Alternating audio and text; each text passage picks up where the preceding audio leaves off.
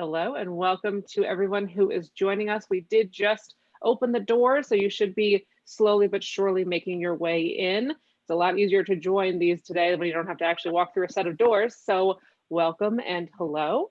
As you jump in and join us today, make sure you take a look at the different pieces that are on your screen. You should be able to see our screen share, and there should be a chat box there for you as well. If you would like to interact with us today, which we highly recommend, make sure that you check panelists and attendees in that chat box. So if you want to tell us where you're joining us from today, we would love that. We'd love to know where you are. We hope that you are healthy and that you are ready to get down to business with our Where OCIs Meet Protest presentation today. I am going to pop in here and just give you a few participation reminders. I am Meg Kearns. I am the Boost Director of Marketing, and I am here to moderate for our fantastic presenters today. I will keep an eye on the Q&A section, the chats, any questions that you may have, just making sure that everyone can hear us. So if you want to go ahead and, like I said, put in that chat or in the Q&A, either one, to let us know where you're joining from, that would be great. Make sure you remove distractions. We are going to do our best to keep this to 1 hour. There will be a replay just in case you do have that question, but remove those distractions. Go ahead and shut down your email for a little bit, silence your cell phone. Make sure that you are able to keep your device on mute. You should not be able to unmute yourself in this webinar series, but just in case, make sure you stay on mute. If you have any questions or comments or anything like that, make sure that you use that chat box or the Q&A tab. We'll keep an eye on it. And again, choose all attendees and panelists to interact with the group at large instead of just our panelists. And with that, I'm actually going to turn it over and allow our panelists to introduce themselves today. So first, I would like to turn it over to Robin to tell us a little bit about who she is and what she does. Oh, I went the wrong way. There you go, Robin. Hello, good afternoon, everyone, and welcome to the Boost and Oberman webinar. I wanted to say first, thank you for taking the time out of your day to participate and at least listen to what we have to say and go over some, for me, I think it's interesting information. As a director of contracts at Boost, I work obviously relatively with all GovCons in supporting of government contracts, whether it's the beginning of it at a capture stage and proposal stages, all the way through the life cycle to closeouts. So if at any point in time you have any other questions that may be relevant, and obviously OCIs fall in the middle of all of that particular piece. So with that, I'll hand it over to Maria. But welcome. Thank you, Robin, and thank you, Meg, for the lovely introduction. My name is Maria Panichelli. I am a partner and the chair of the government contracting group at the law firm of Obermeyer, Redmond, Maxwell, and Hippel. So Obermeyer is a full service law firm, but my group, the government contracting group, focuses exclusively on federal procurement and small business programs for the federal government, which means that our practice kind of spans a number of different buckets of work. We have contractors that are primes and subs doing business with a variety of government agencies across all different industries. And we help them with things like REAs, claims and dispute resolution, small business procurement, including eligibility, size and status protests, teaming, joint venture, mentor protege. We help with all aspects of subcontracting, drafting and negotiating FAR compliant subcontracts and resolving subcontractor disputes. We help with bid protests, which is going to come into play a little bit today. And we also help with just performance and compliance counseling. When contractors call us and they have issues, hey, what am I supposed to do to comply with the FAR or with the other regs? What do I do now that this issue came up during performance, or what do I do now that I have this question about, taking today's topic into account, an organizational conflict of interest while I'm preparing my proposal. These are all things that we assist with. So obviously today we're going to be focusing on OCI's organizational conflicts of interest, and particularly where those kind of intersect and meet with bid protests. Next slide, please.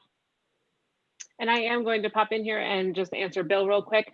There should be a replay that you will get and have received from the last one, but we'll make sure to include both sets of presentation notes as well for you.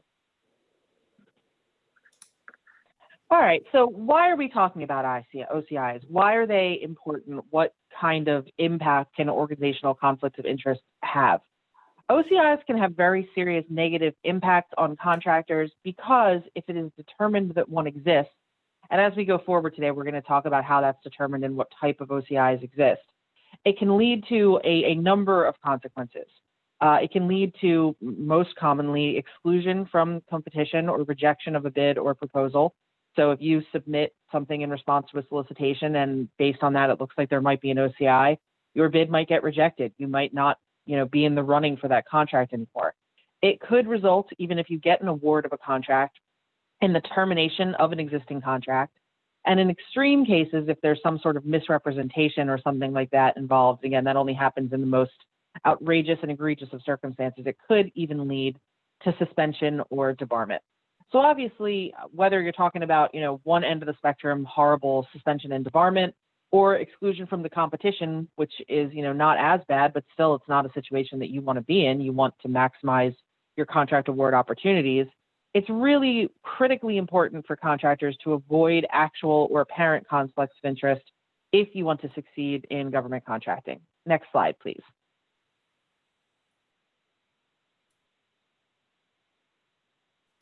So when we're talking about organizational conflicts of interest, a good place to start is the definition, which is included in the FAR, the Federal Acquisition Regulation, which those of you who are familiar with government contracting will know is kind of the seminal body of law that you start any analysis with in government contracting. So what the definition says, and this is in section 2.101 of the FAR, which is found at 48 section CFR, is that an organizational conflict of interest is when, because of other activities or relationships with other persons, a person or a company is unable to potentially unable to render impartial assistance or advice to the government, or the person's objectivity in performing the contract work either is or might be otherwise impaired, or a person has an unfair competitive advantage. In other words, an organizational conflict of interest occurs when a contractor's performance on one government contract can compromise its ability to perform on another government contract, or may compromise its ability to compete for that contract in a fair way.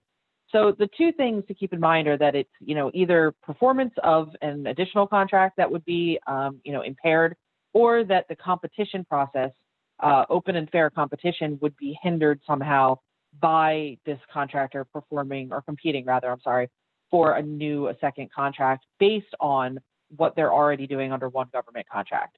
And notice that the language includes kind of whether it's going to happen or whether it may happen. It's another one of those situations where even the appearance that there could be some problem in competition or some impairment to the performance of a contract is enough to cause an issue. So whether or not a conflict exists, even if an apparent conflict exists, you can have an issue and run into some OCI problems. Also keep in mind that an OCI, an organizational conflict of interest, is distinct from a financial conflict of interest that's dealt with in a different area, and that's kind of outside the scope of what we're going to be talking about today. Next slide, please. So keeping with the FAR, kind of the Bible of government contracting, if you will, when you look at the actual section dealing with OCIs, which is section 9.5, there's a bunch of different sections, and we're going to go through some of the most important. I'm not going to bore you and glaze your eyes over with all of the legalese, but this is an important one because this is about when the rules here are applicable. 9.502. And what it says is, hey, look, we're going to put some regulations in place. They are going to be applicable to all contracts using government funds. It further goes on to say, this is not a situation where it's limited to any particular type of acquisition, but organizational conflicts of interest are more likely to occur in contracts involving the following.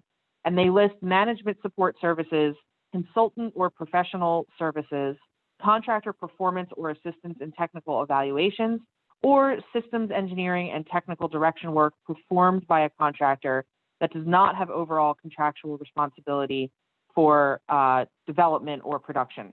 And there's a reason that they kind of focus on these. And if you notice, it's kind of the types of contracts where you could end up in a situation where you're kind of advising the government on what needs to be done with another contract, or there's some way where you could be, as the contractor, interfering or kind of involving yourself in the process, either in competition or, sorry, I'm having a little bit of technical issues on my side.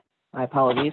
Either involving yourself in kind of the guidelines that will come up for performance or competition of another contract. So next slide, please.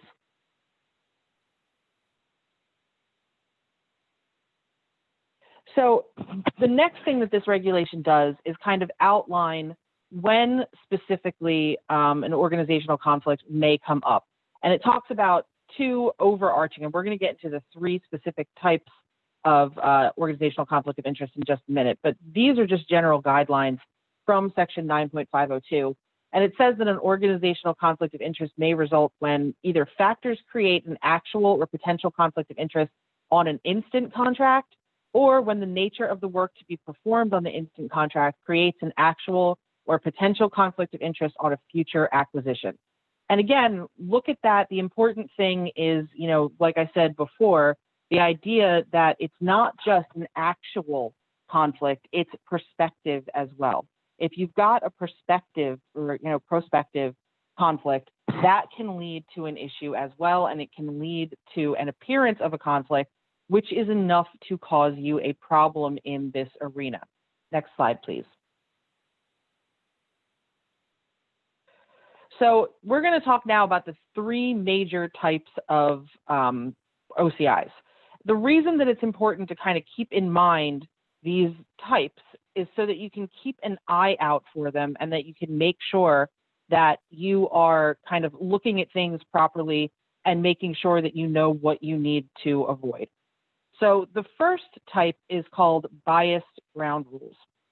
This becomes important because it can come up when a contractor, as part of a performance on one contractor, sets the ground rules or the evaluation framework or criteria relating to the competition in another contract, or on another contract, I should say.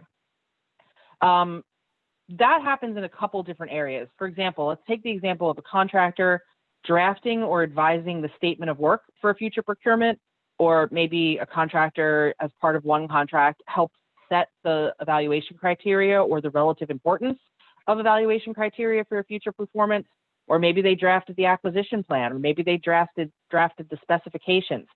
Anything that they could be doing that kind of sets the framework for an existing, or I'm sorry, as part of an existing government contract, sets the framework for a future or prospective contract, is when these biased ground rules can occur. Biased ground rules type of OCI. So the concern here is that by virtue of the current work, a contractor is going to have the opportunity, and again, remember, it's enough that the opportunity exists or the appearance of a conflict exists. They don't actually need to do it. But the fear is that the company would have an opportunity to skew a future competition in favor of itself, even if unintentionally. The company might have an unfair advantage in the competition because of its advanced knowledge, et cetera. So that's a biased ground rules OCI. Next slide, please. The next type is the unequal access to information type of OCI. This is where non-public information includes, when non-public information is accessible to a contractor through their performance of one contract, and that might give them kind of a competitive edge or a leg up on other contractors in the future. Examples of this would be if a contractor has access to information about the procurement that's not available to other contractors, not limited, including but not limited to things like government estimates, schedules, desired attributes, any kind of comments that the government has made about what they're really looking for. Or if a contractor has access to proprietary information belonging to another contractor as part of, maybe an evaluation or a services type of contract that they're currently performing. Obviously, the primary concern with this type of OCI is that the contractor basically has inside information that's giving it a leg up, that's giving it an unfair competitive advantage. Note that to constitute an OCI in this context, it's sufficient that the offerer has access to the information. Actual use of that information does not need to be shown. Again, it's that, potential or perspective or appearance being enough. Other thing to be aware of here, especially with the, how much teaming and kind of employee switching around happens on modern government contracts, contractors need to be aware that the actions or knowledge of a subcontractor or another team member can, in some situations, create an OCI. So if your own company or your own employees don't have a problem, but your major subcontractor that's a teaming partner has a problem, that could very well be imputed to you. This is especially true when the subcontractor or the team member is a former government employee. That's a big area where OCIs can come up. Next slide, please. The third major type of OCI is impaired objectivity. That arises where a firm's ability to render impartial advice to the government could be undermined by the firm's own competing interests. So this type of OCI occurs when the nature of a contractor's work under one government contract involves them using subjective judgment or maybe giving advice, and then its other businesses could be affected by that judgment or advice. So in these circumstances, it's thought, obviously kind of, I guess we assume the worst of humanity in some circumstances. It's thought that the company's objectivity may be impaired because, obviously they're going to be tempted to exercise their judgment in favor of themselves. So let's take a look at some examples. Let's say a contractor has an opportunity to evaluate itself, an affiliate, or a competitor, either through assessment of its performance under another contract or the evaluation of proposals. That's a situation that could constitute an impaired objectivity OCI. Issue is not whether the biased advice was actually given, but whether a reasonable person would find that the contractor's objectivity could have been impaired. Examples: contractor is in a position to test or evaluate performance of his own products, or test or evaluate the performances of one of its affiliates or of a competitor. Obviously, the idea being that they might kind of evaluate themselves more leniently than they would evaluate a competitor. Same situation if contractor is in a position to evaluate its own proposal or a competitor's proposal, or a contractor is in a position to influence policy or regulations regarding products or services that's going to be provided with the company. Obviously, the primary concern here with an impaired objectivity type OCI is that the contractor has a financial interest in the outcome of its performance, and that, humans being humans, that those conflicting roles might influence the contractor's judgment. This is the most common type of OCI that is successfully challenged through the protest process. And the reason, for those of you who listened to our bid protest presentation last month, you'll remember it's hard to get sacked sometimes unless you go through the debriefing process. This is one of those areas where the facts sometimes become more apparent to competitors, so that's why they can be successfully challenged as part of a bid protest a little bit more often than the other two types that we went over. Next slide, please. So now we're going to move on to, now that you understand the basic framework, the three major types of OCI, I want to talk a little bit about the process of, what has to happen in terms of a contracting officer's responsibilities, how they're supposed to evaluate OCIs and potential OCIs. So what the regulations say, again, this is from the FAR, section 9.504, is that using the general rules that are in this subpart, so in subpart 9.5 of the FAR, contracting officers are supposed to analyze all planned acquisitions. Remember that these rules apply to any contract using government funds. They're supposed to look and say, all right, I'm going to identify and evaluate any potential OCIs, and I'm going to do that as early in the acquisition process as possible. And then if I think there are any OCIs, or I think there are any potential or any appearances of an OCI, I'm going to work with the contractor to avoid, neutralize, or mitigate those conflicts before contract award.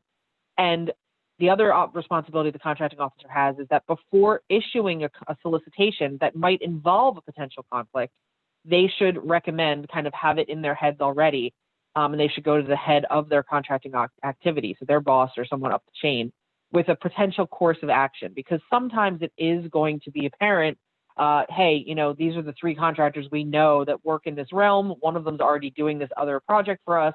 That could potentially give rise to one of the three types of OCIs we just talked about. So contracting agencies are responsible for determining whether an actual or apparent conflicts exist. 9.5 requires COs to identify them as early as possible. They're required to avoid, neutralize, or mitigate those conflicts in order to prevent an unfair competitive advantage or the existence of conflicting roles that could somehow hurt the contractor's objectivity or, advice, et cetera, the way that we just talked about. The other thing to keep in mind is though 9.5, the whole section, 9.5 of the FAR, is directed principally at the government, there are also some responsibilities that the contractors share. Contractors should kind of keep an eye on whether or not there are any potential OCIs. They should try to identify them, and they should be proactive in response to solicitations. They should be proactive in dealing with the CO and trying to address these OCIs, and they should always have open, prompt, and honest communication with the contracting officer to see if there are ways that you can avoid or mitigate the OCIs. The other thing that is in next slide, please. The other thing that is important in 9.504, contracting offer responsibilities, is that basically the section E says, ultimately the contracting officer shall award the contract to the apparent successful offerer, the key being unless a conflict of interest is determined to exist. Now, even then, if a conflict of interest is determined to exist and it can be avoided or mitigated, then you're good, right? But when you can't avoid or mitigate, that is when you run into a problem, and that is when the contract needs to be withheld and you run into those negative consequences I talked about at the beginning of the presentation. So the key here is you've heard me mention the term mitigation a couple times now. Next slide, please, on the last few slides. So what does mitigation mean? Mitigation means kind of the avoidance or the decrease or a workaround or however you can kind of ameliorate and fix and better the situation so that the OCI is either not as serious or not exist at all, any way that it can be avoided. There's two predominant principles that you need to understand. There's the duty to the government. So if you've got bias, that's the type of situation where you should use restrictions. If you've got an unfair information advantage, that's when you need to use firewalls. So bias ground rules in terms of how you mitigate that is very difficult to mitigate. The reason is that because once a contractor has influenced the statement of work or the specs or the evaluation criteria or the relative importance, once they've got that framework influence, because remember, this is the one where the contractor, helps make the framework for a future procurement. Once they do that, it's already been done. So it's very hard to, looking forward, try to, suggest some way to get around the fact that they've already had a hand in setting up that framework. So you kind of need to identify this before you start to work on a procurement. You've got to be, on top of things enough as a contractor to say, hey, look, I've got this one potential contract and this other one that's coming up down the line. I could see if I take this contract and help them write the solicitation, I'm going to be barred and I'm not going to be able to mitigate the OCI that comes up with me actually then trying to compete for the contract that solicitation is used for. Which one is more lucrative? Which one is better for my company? And which one do I want to go after? In terms of impaired objectivity and unequal access to information, these are more frequently able to be mitigated in a looking forward capacity. With regard to impaired objectivity, usually you can mitigate that by de-scoping an existing contract to exclude the performance of certain work, or it may be even removing a conflicted subcontractor or teaming member, et cetera. Some cases you might be able to mitigate it by having certain work performed by a firewalled subcontractor or by the government itself. Sometimes you might be able to mitigate this through increased government oversight that limits the amount of independent judgment. Remember that idea of, not being able to exercise your subjective judgment or your advice. Finally, unequal access to information. You can mitigate that usually by establishing a firewall or a combination of procedures and security measures that block the flow of information between the contractor personnel who have access to that non-competitive information and the other contract employees that are preparing the proposal. So again, it's about putting restrictions in place. It's about putting firewalls in place, but your mitigation strategies are going to depend on the type of OCI. Now, again, remember, this is all stuff that the contractor needs to be doing, but mitigation is not unilateral. You need to be discussing this with the contracting officer, consistent with 9.5, which we went over. You need to disclose it to them, get approval from them. They need to also agree that you've sufficiently mitigated the circumstances such that you're not going to have a problem. Again, timing is, like the strategy overall, is going to depend on the type of OCI, whether or not you actually can, in the case of impaired objectivity and unequal access to information, do it in a looking forward way, or with biased ground rules if you need to kind of do it all the way back before you undertake one of the contracts that might put you out of the running for the future one, because that's a lot harder to mitigate.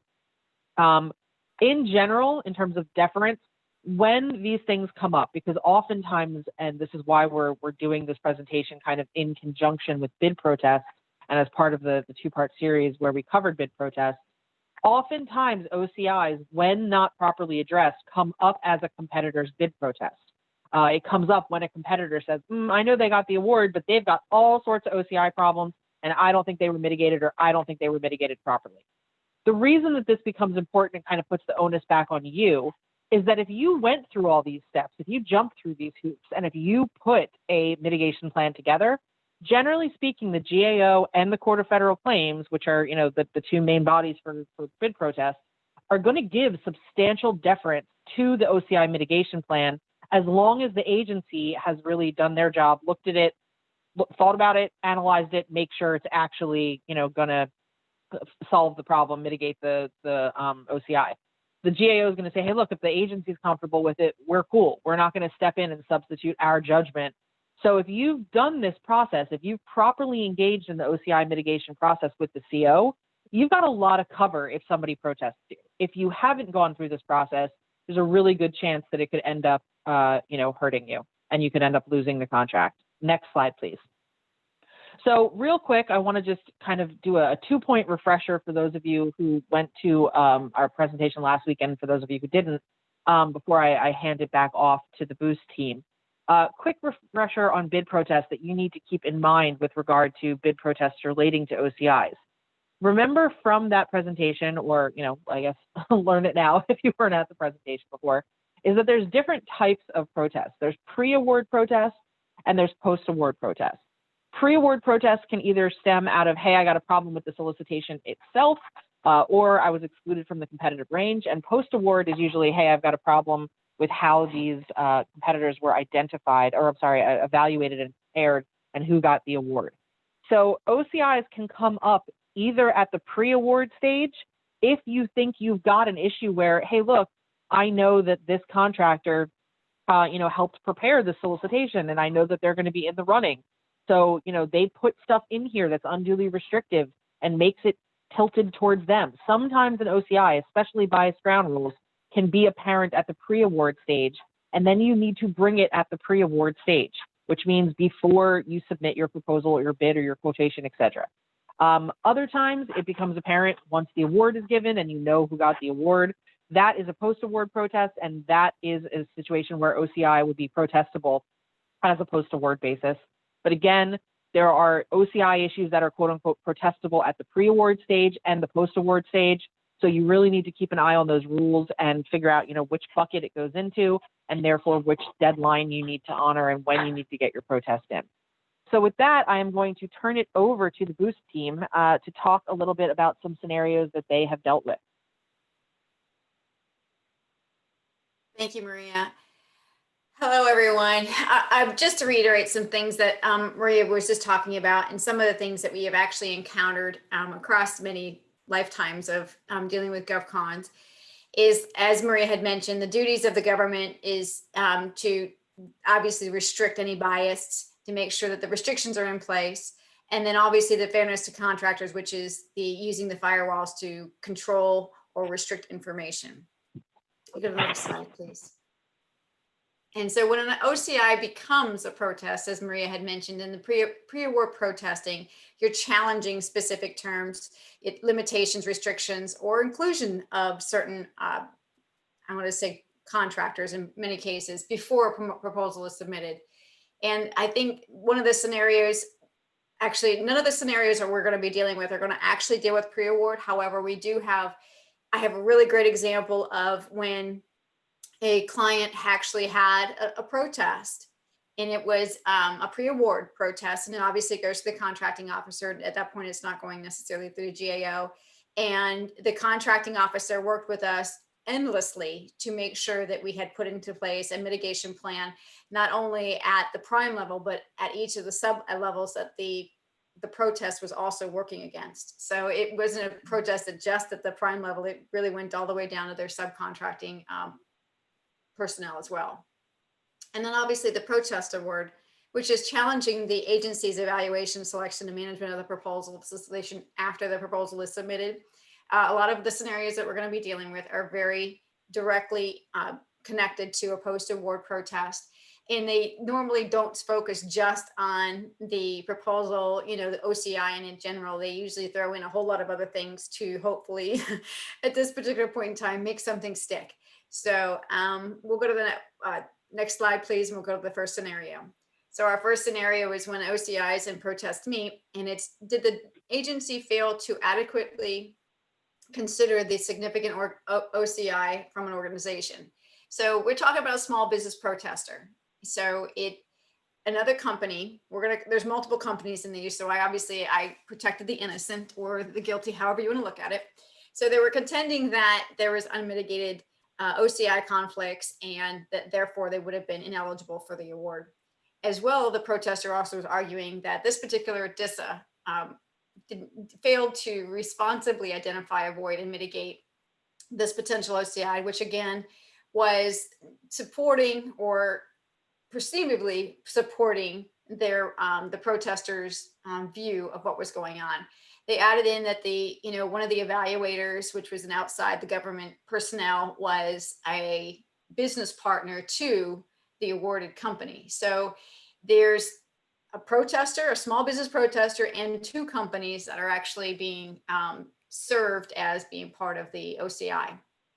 The small business protester also argued that the evaluation of the proposals, that the pre-existing, nothing was investigated, and there were actual, as well as apparent OCIs. So they also further argued that since the small business that was part of the evaluation is a very convoluted one, I have to just tell you that sometimes this is what happens. It's a conflict of interest, and they become so convoluted in how they need to unravel it. But as we go through, you'll kind of see that the small business had many arguments about the perceived or what they perceived. And I have to actually look that it's looking into a relationship and trying to understand or make an argument that there is a perceived OCI. In many cases, we could all stand in and go, oh yeah, it looks like there's an OCI. However, on the backside, a contracting officer, before it gets to a GAO, is looking at it and making the determination prior to. So next slide. So once we get through the challenge, the decision is the protest is denied because the GAO reviewed reasonableness of what the contracting officer had done for the OCI investigation, whether it was meaningful, whether there were significant facts. Hard facts is a constant conversation that the GAO, when they sustain, because they normally will always sustain with the contracting officer's decision. Not always, but they do. But they're also like, if you don't have hard facts indicating how the potential or the existing, and they can't just say suspicion of, or what it looks like from the outside. Obviously, there's a lot of privy information that goes on between the relationships of both the companies as well as the contracting officer being involved. And I think this goes back to something Maria was saying, that you've got to be very open and honest with a contracting officer ahead of time, not after the fact, ahead of time. So if there is a potential or even a perception of one, you can have it mitigated early. Again, the protest was up. Next slide, please. So in scenario 2, again, it's where protests meet. So this challenge is the solicitation failed to address the OCI or conduct reasonable investigations. Now, obviously, an important aspect to learn, government doesn't like being being challenged by their own, reasonableness of investigations.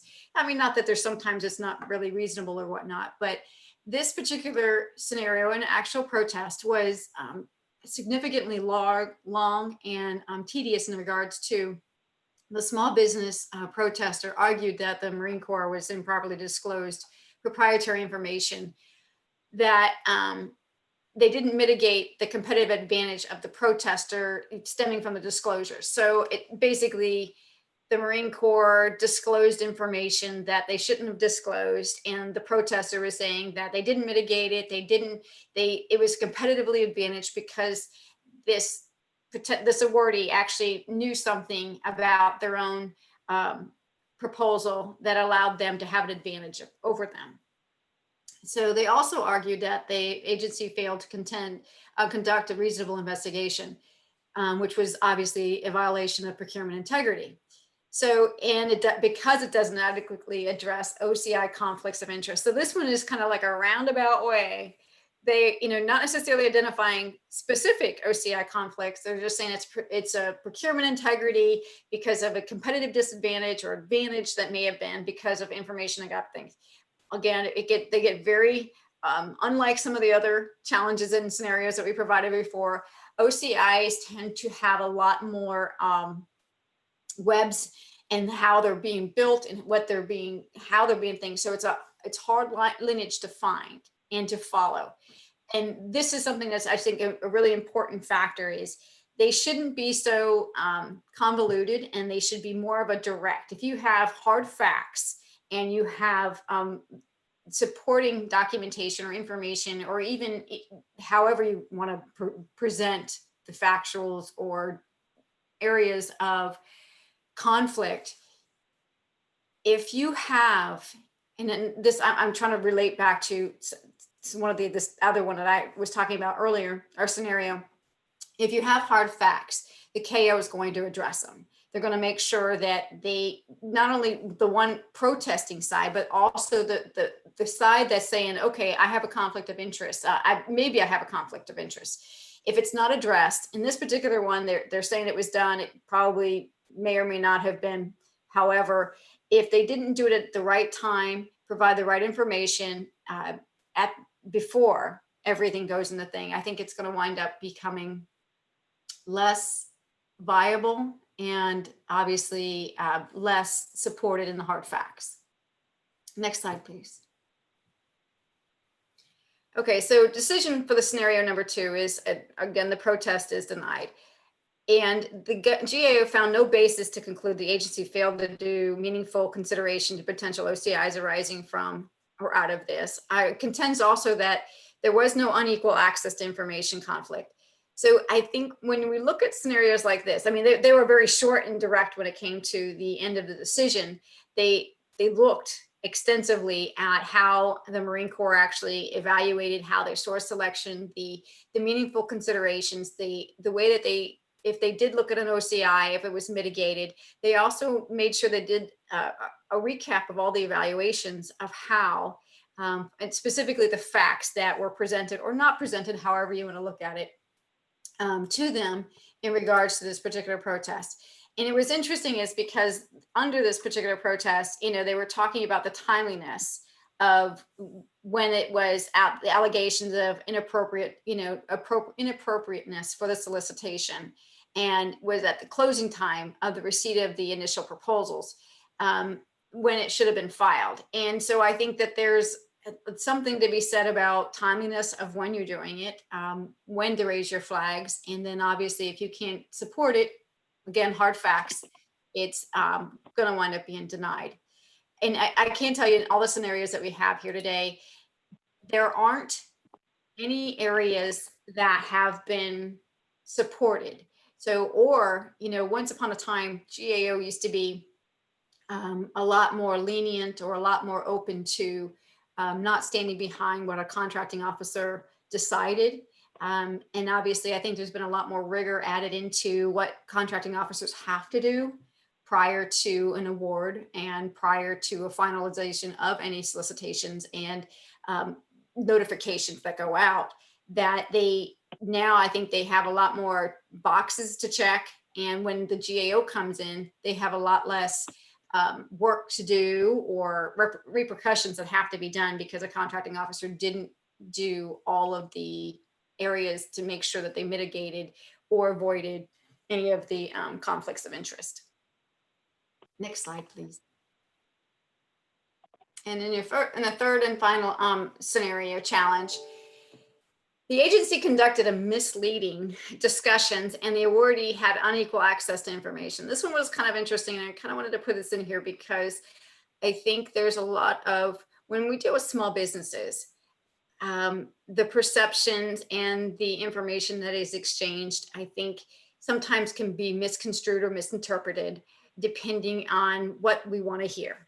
And because evaluation notices were in this one, I thought it was interesting because, in an agency discussion, in a proposal, you're going to have, if you have ENs, if everybody has very similar, qualifications and everything gets kind of close. And in order to make sure that there are no questions about how they chose, what they chose, and why they chose it, they're going to make sure they go through ENs to clarify and verify, and then provide that information as part of their source selection data.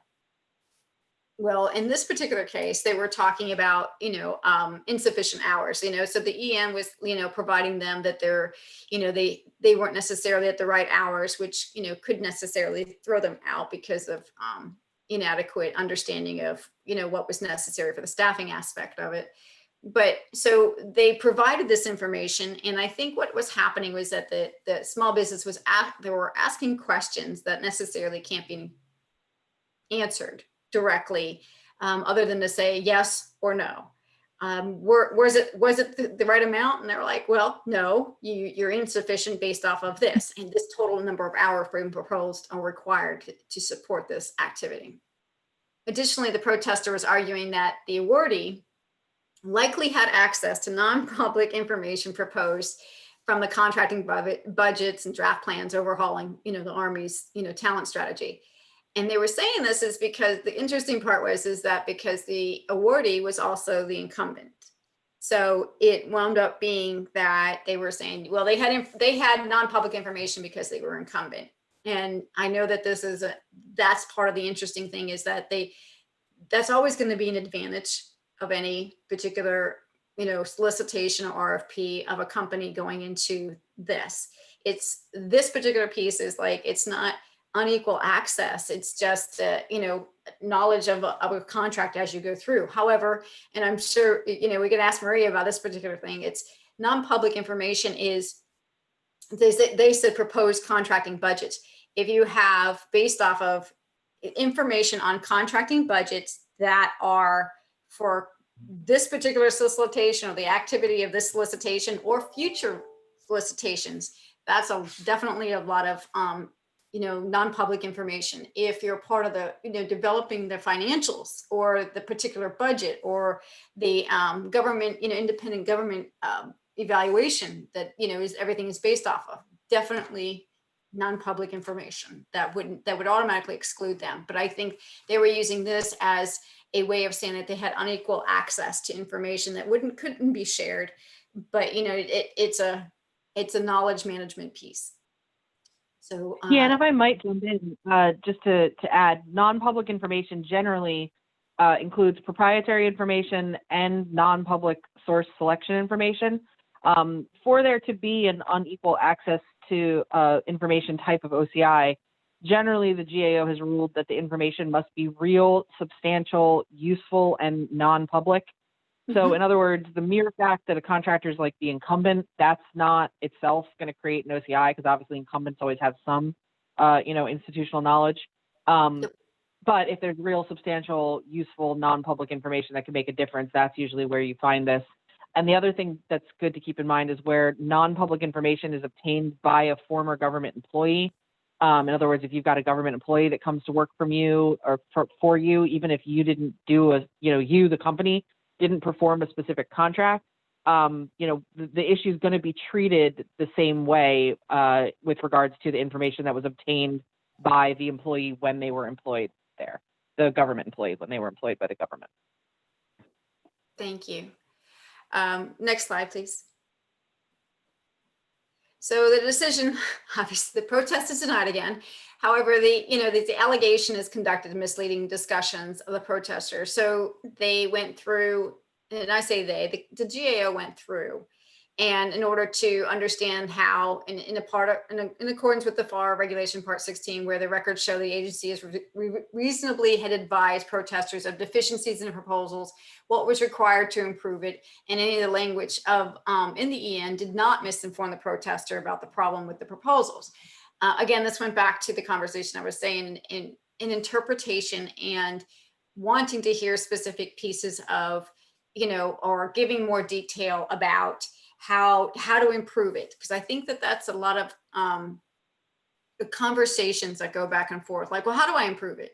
Well, they can't necessarily tell you how to improve it. They can give you as much information, this is what you need to do and to improve. This is unreasonable or it's inadequate at this particular point in time, and fix it. And I think that they believe and that anybody who's proposing something has the capability of obviously fixing where they may have openings at, or they may have deficiencies. Obviously, alleging the existence of unequal access to information didn't present the hard facts again. And then, it's consistently throughout the protests decisions, it's always about hard facts, giving definite and viable pieces of evidence that show that there truly is an OCI. And the GAO consistently said that the OCI's allegation is based on nothing but conjure and speculation, which I thought was fantastically worded, because it gives you an idea of that there's no hard facts. And I haven't yet to find, there has been one actually in the last 6 months, I haven't found a protest for an OCI upheld. And Maria, I don't know if you have access to that, but I looked through all of the GAO combed, and I was obviously trying to get more recent ones, but they haven't upheld any protest yet. Yeah, I think so. I think there's a couple issues with that, and one of which is we talked about the last presentation on protests. Generally speaking, the GAO issues decisions where the parties have actually decided to litigate all the way through and reach the decision point. So Right. That's only a fraction of the protests that have been brought. Generally, if an OCI is apparent on its face, the agency is going to say, yeah, we need to take corrective action. So they're not going to get to the decision point. And I think to the extent that all the examples you've used are ones where the protest failed, I think there's two important points to take away from that, and I'll see if you agree. Number one, that, as I said, there's a ton of discretion as long as the agency jumps through the right hoops and the contractor jumps through the right hoops to get that mitigation plan in place in order to, stay abreast of any potential OCIs, address them, mitigate them, talk about the mitigation with the contracting officer. As long as those boxes are checked, the GAO is generally going to say, yeah, you're good. We're not going to step in and say that this isn't sufficient if the agency thought it was. And, when the agency didn't do a great job or when the contractor didn't do a great job, that's when you're going to see the agency taking corrective action, so that you're not going to see a GAO decision because it's not going to get that far. But I think the second point then is that's why it's really important to have people like you guys, to have, experts like Boost involved, and to have knowledgeable legal counsel involved, so that you take all those steps and you check all those boxes, so that while a protest is a nuisance, it doesn't result in any of the negative consequences that we talked about at the beginning of the presentation. Yes, absolutely. No, it's a very, very valid point. It was a lot of nuances of things to get through in order to establish a OCI mitigation plan at a very, very high levels at all. It was two subcontractors and a prime at all levels to make sure that there wasn't any conflicts of interest, and the potential of a conflict of interest even during the after the award and during the execution period, that they could mitigate it successfully and in compliance with whatever the KO needed. Again, conversation, being open with a contracting officer is extremely important and helpful to mitigate along the way. The next slide, please. I think we're at questions.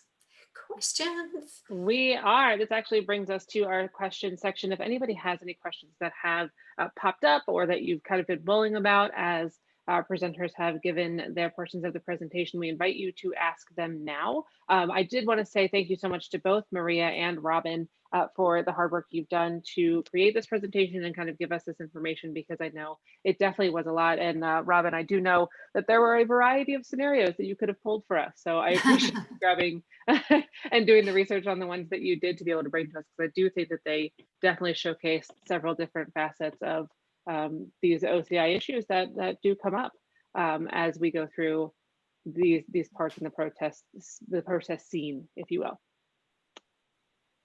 Thank you very much, Meg. Thanks for your help. Of course. I do not see any unanswered questions at the moment. If questions do come up, we do invite you to get in touch with our presenters or myself. We will be sending you a copy of the replay as well as the slides post-event. So make sure you look at your email for that. And we do hope you to continue on in the vein of things with good health, as well as enjoying the holidays, whatever 2020 might bring for us coming forward. Maria and Robin, is there anything else that you would like to make sure that we share with the group before we release them for a few extra minutes in their day? No, thank you, Megan. Thank you, everyone, for joining us. And I think just to echo what you said in terms of happy holidays and stay safe and healthy. Absolutely. I ditto the statements. Thank you for your time. Thank you for your conversation, and we look forward to the new year. Thank you so much, and we hope everybody has a great rest of the day. We will see you on the next one. Bye-bye. Thank you. Bye. Bye, everyone.